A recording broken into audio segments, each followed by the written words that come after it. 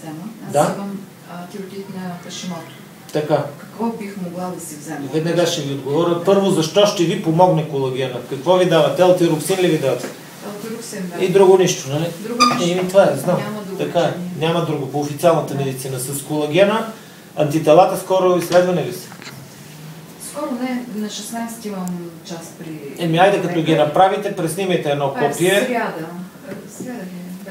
Преснимете едно копие, ако имате възможност, оставете го в офис. Аз правя папки на пациенти и събирам сравнително, за да може самия пациент, освен субективно, да се убеди и клинично с резултатите. Защото като го видиш нещо черно на бяло е друго. Антителата ще ви паднат много здраво от този колаген. Тоест, вие блокирате автоимунната система.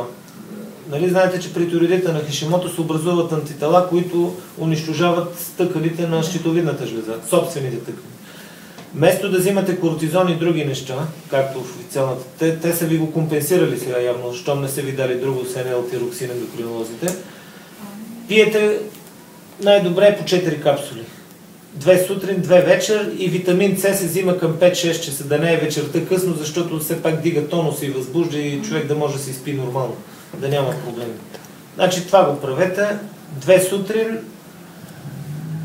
един витамин С 5-6 часа следобед и вечер към 22 часа още 2 капсули.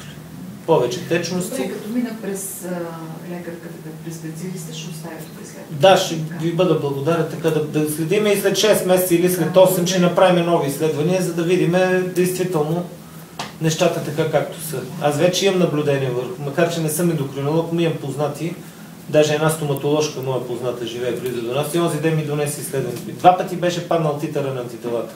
За 6 или 7 месеца, откакто го взимам. А другите препарати